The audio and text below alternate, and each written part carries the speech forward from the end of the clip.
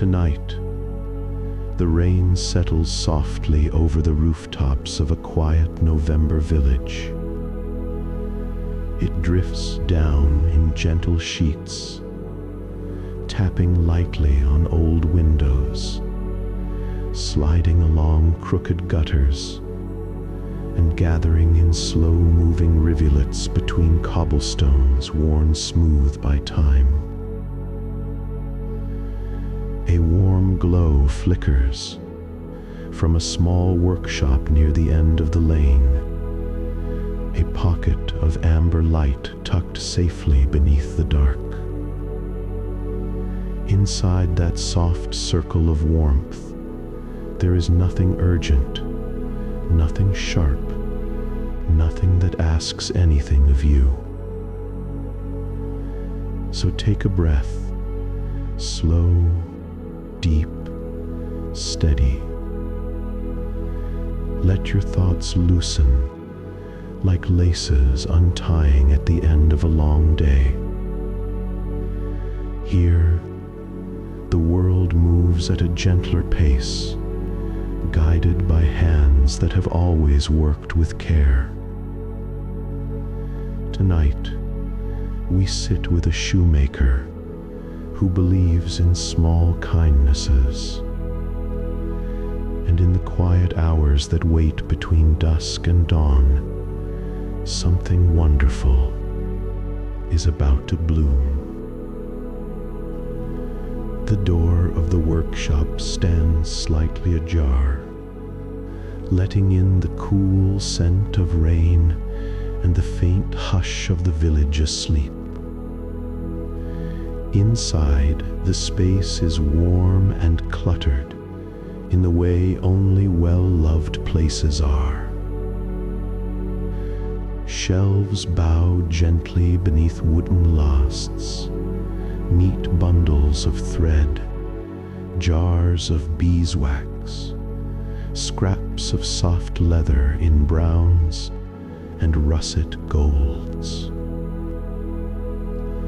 A lantern hangs from a low beam, its flame swaying gently whenever the wind whispers through the cracks. The scent of oiled tools and warm resin lingers in the air, a comforting blend, like a memory of hearth and home. At the center of the room sits the shoemaker himself, a man with silver beginning to thread through his hair and softness at the corners of his eyes. He bends over his wooden bench, lamp casting a gentle halo around him as he works a strip of leather with practiced hands. His movements are slow tonight, not from reluctance, but from a kind of thoughtful patience, as though he is stitching calm into every line. Outside, the village rests under the rain, chimneys dark, windows shuttered, cats curled on warm hearthstones. But here, in this little shop, the world remains awake in a quiet, comforting way. The shoemaker sighs as he straightens his back.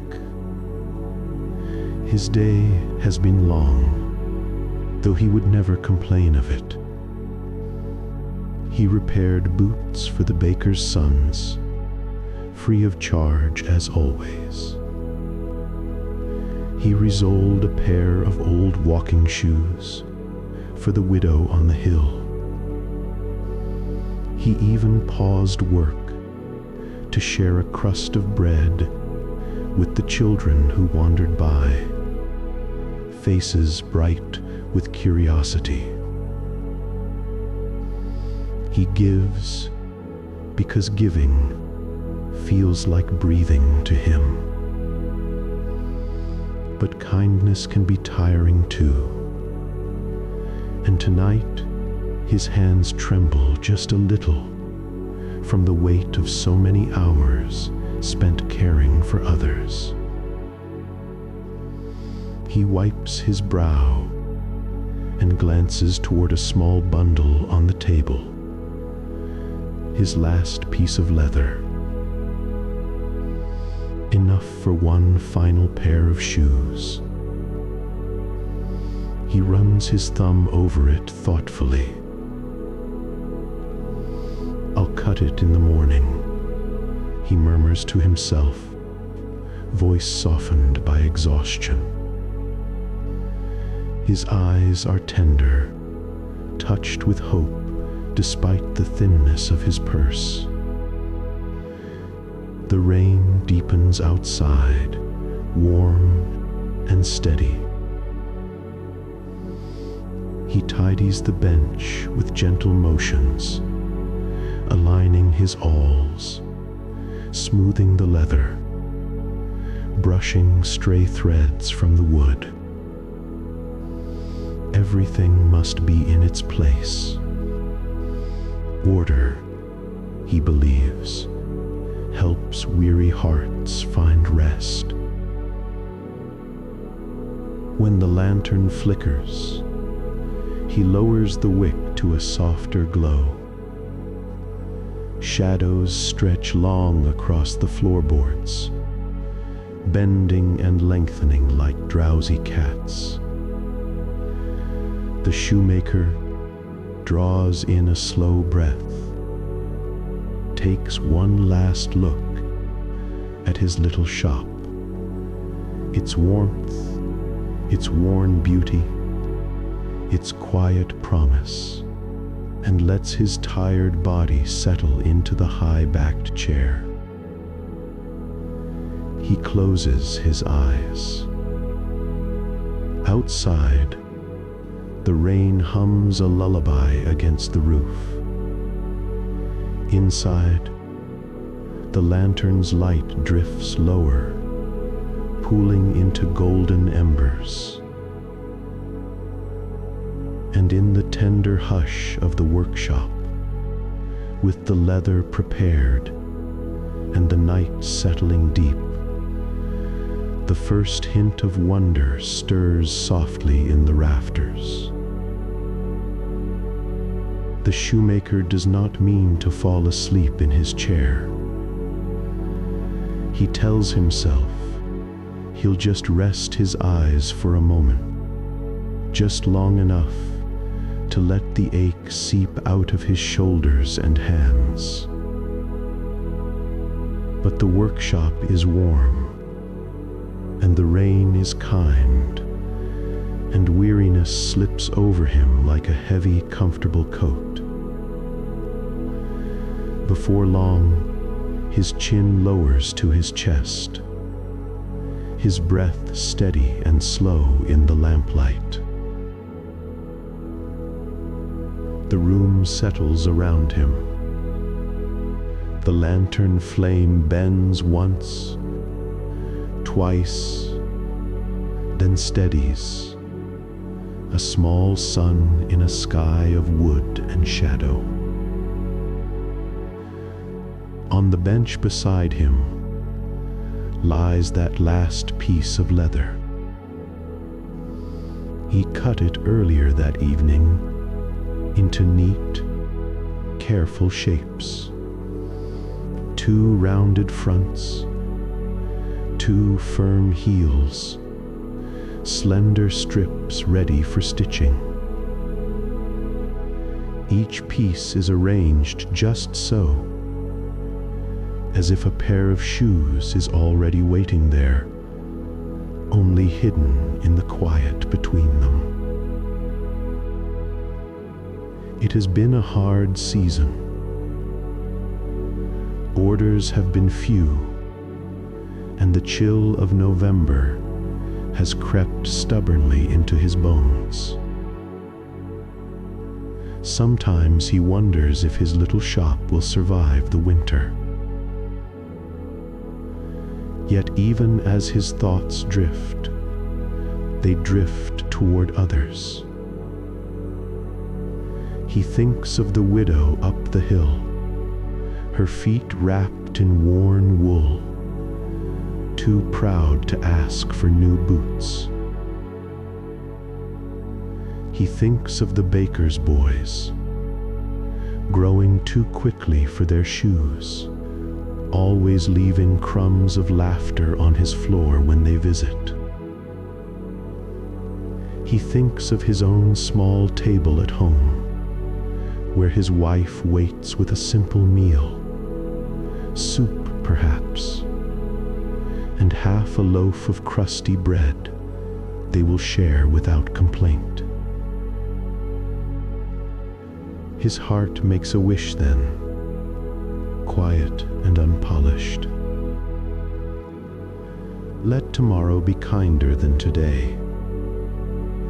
Let these pieces become something good. He does not speak it aloud. He doesn't have to.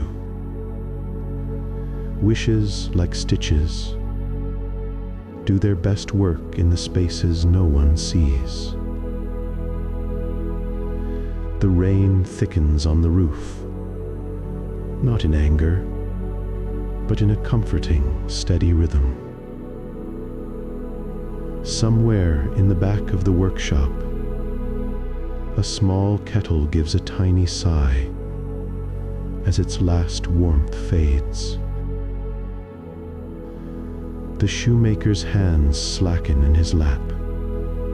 His breathing deepens, matching the slow pulse of the night. The lamplight glows over the cut leather, over the shining awl, over the smooth curve of the wooden lasts lined up like quiet observers on the shelf. In the rafters above, something shifts. A soft rustle, a faint tap, like the smallest heel brushing a beam. The air changes, not dramatically, not with sparks or sudden song, but with a gentle brightening, as though the room has taken one long, contented breath.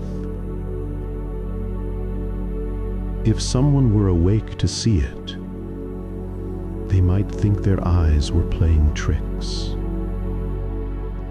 But the shoemaker sleeps on, peacefully unaware, as the night answers his wish in a language made of small sounds and smaller footsteps. The workshop seems to lean in, listening. The tools rest, ready to be held. The thread waits, patient in its spool. The leather, warmed by the lantern's glow, lies open on the bench, like a promise. Outside, the village grows deeper into sleep. Windows darken. Carriages cease their rattling. Only the occasional bark of a distant dog or the hush of wind around chimneys disturbs the perfect drowsy peace. Inside, the shoemaker's head tilts to one side. A half smile, unguarded and childlike, softens his face. Perhaps in his dreams he is not worn or worried. Perhaps he is simply a young apprentice again, learning his craft under the gentle guidance of hands older and wiser than his. The night, listening to this quiet, decides to help. On the bench, the cut pieces of leather wait in calm expectancy, like puzzle pieces that already trust they will fit. Invisible threads of kindness every pair of boots mended for free, every child's shoes patched without charge, every gentle word spoken over frayed laces, begin to gather in the room, drawn to this humble corner of the world. The shoemaker's wish is small. It does not ask for riches or fame. It asks only for enough. Enough work. Enough warmth. Enough hope to share.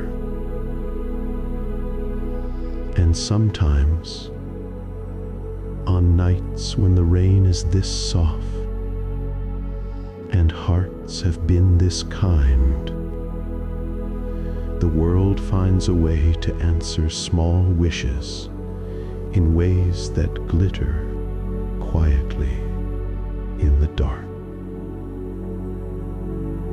The lantern flickers once more, throwing a brief shimmer across the smooth, waiting leather.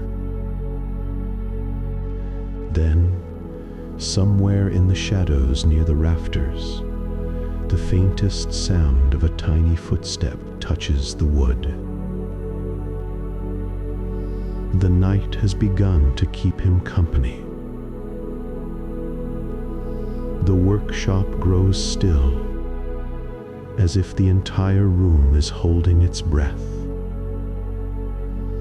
The shoemaker sleeps deeply in his chair, chin resting on his chest, boots angled toward the cooling fire.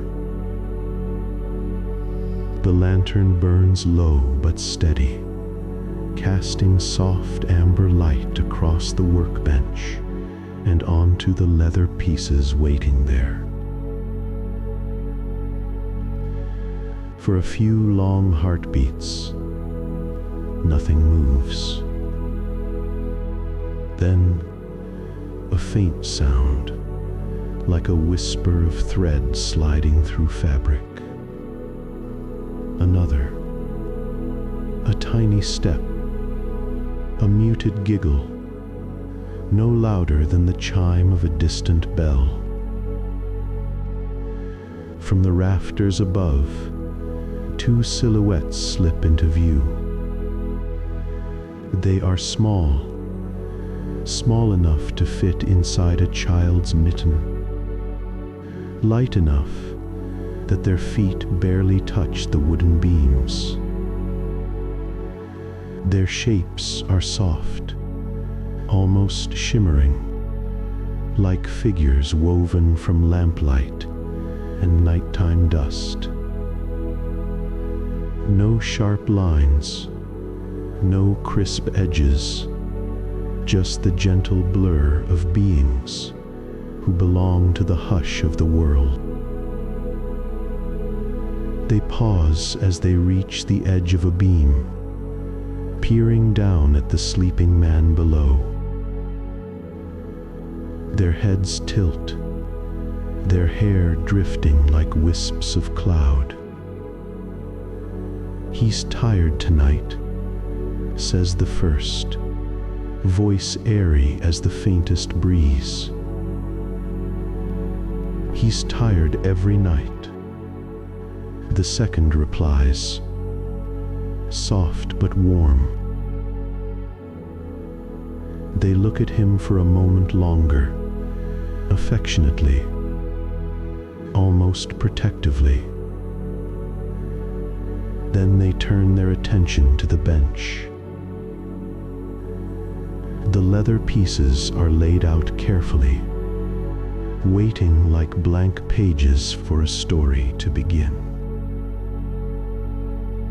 The first elf slides down a hanging thread of wool, like a rope, landing soundlessly on the workbench.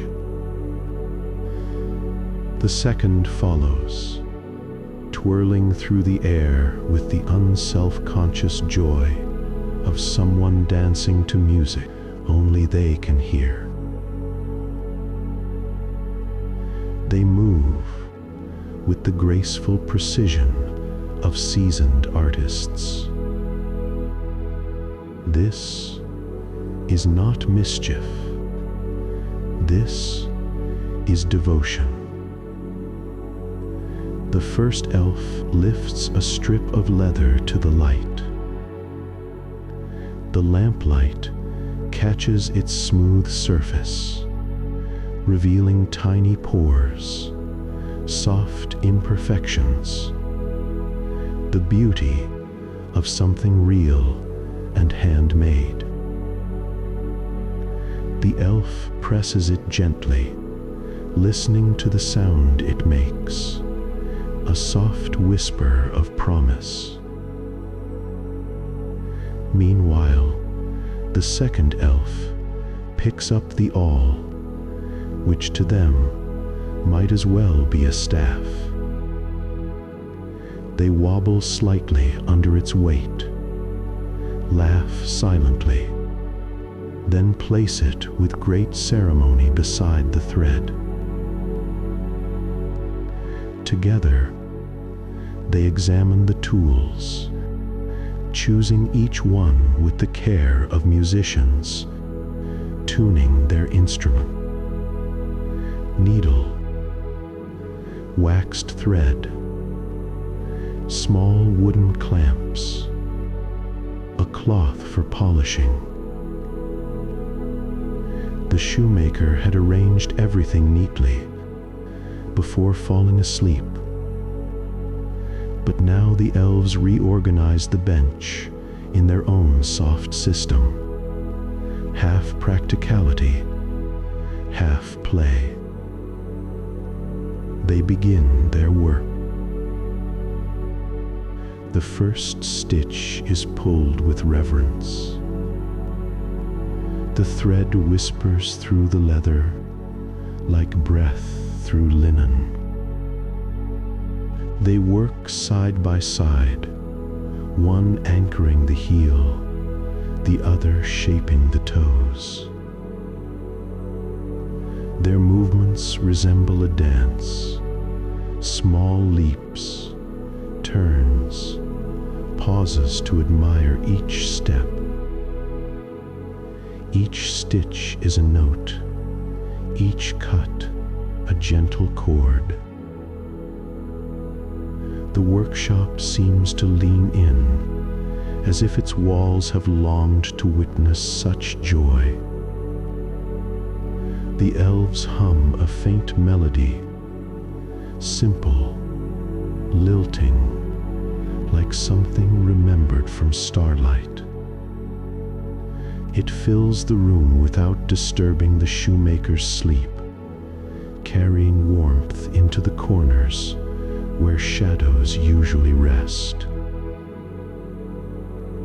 As the shoes begin to take shape, a quiet radiance forms around them.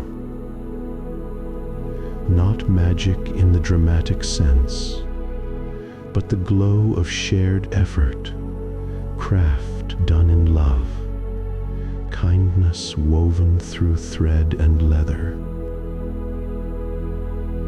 When the first shoe is finished, they hold it up proudly. "It's good," whispers one. "It's better than good," says the other.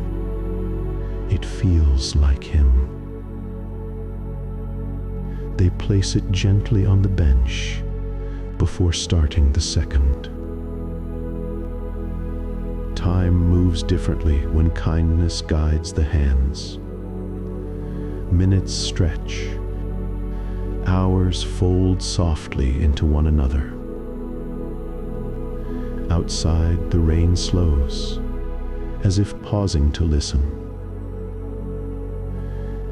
When at last the second shoe is finished, stitched, buffed, smoothed with beeswax until it glows, the elves stand back and admire their work.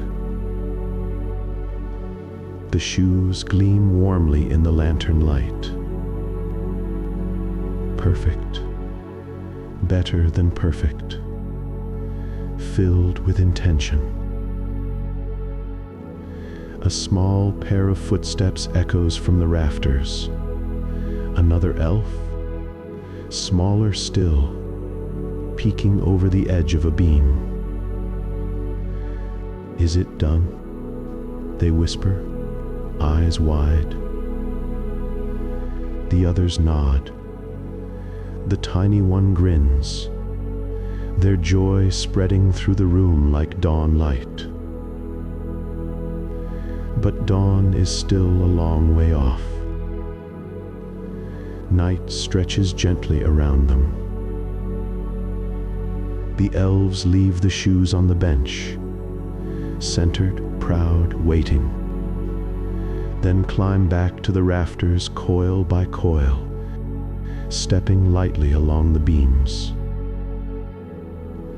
At the top, before vanishing into the shadows of the roof, one elf pauses, looks down at the shoemaker, smiles with such tenderness it could warm a winter night.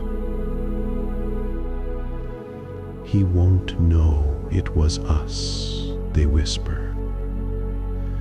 "That's the best part," the other replies. A breath of cool night air brushes through the workshop. The lantern's flame flickers once, as though bowing in gratitude. Then the rafters fall still. The elves are gone. The shoemaker stirs in his chair, half awakening, uncertain whether he has dreamt the faint laughter dancing through the beams. But he does not open his eyes. The night has been kind to him, and the warmth around him feels like a blessing he doesn't need to explain. On the bench, the shoes wait quietly in the lantern glow, ready to change tomorrow in the smallest, sweetest way. The shoemaker breathes deeply, smiles without meaning to, and drifts deeper into sleep. The first miracle of the night is complete. Morning arrives gently, the way good mornings do, not with brightness, but with a softened gray light drifting through the rain-streaked window. The shoemaker wakes with a slow breath, as if rising from the warm depths of a friendly dream. He blinks, stretching stiff arms, and then he sees them. The shoes. They sit perfectly centered on the workbench, polished to a warm gleam, every seam straight and strong, every stitch tighter than his own aging hands could manage on their best day. He lifts one shoe in trembling fingers. The leather feels alive, supple, warm, carrying the faintest scent of beeswax and something else he can't name. Something bright, something joyful. He does not question it. He only whispers, "Thank you," to the quiet room, as though it somehow understands. The shoes sell within the hour. A wealthy traveler insists on paying twice the price, claiming they are the finest he has ever worn. With that coin, the shoemaker buys enough food for several days and more leather, just enough to keep hope alive. And that night, and the next, the miracles continue. Each time he cuts his last piece of leather, exhausted, he wakes to find a new pair of perfect shoes waiting in the lantern glow. Days turn gentler. Customers come, coins return, storms feel less heavy. Yet the shoemaker knows something deeper than luck is at work, and gratitude, he believes, should be answered. So one evening, as rain taps lightly on the windows, he and his wife sit together by the fire. Her hands are nimble with thread, his are steady with cloth and leather. They sew tiny shirts, the color of warm cream, little trousers with careful hems, small pointed hats, soft as wool clouds. He even fashions miniature boots, sturdy, polished, sized for feet no longer than his thumb. When they finish, they place the garments neatly on the workbench, beneath a lamp trimmed low and warm. Then they hide beside the door, hearts thumping quietly in the dark. Near midnight, the familiar rustling begins.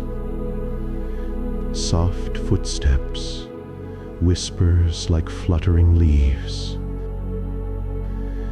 The elves emerge, shimmering in lamplight, faces bright with surprise. At first they hesitate.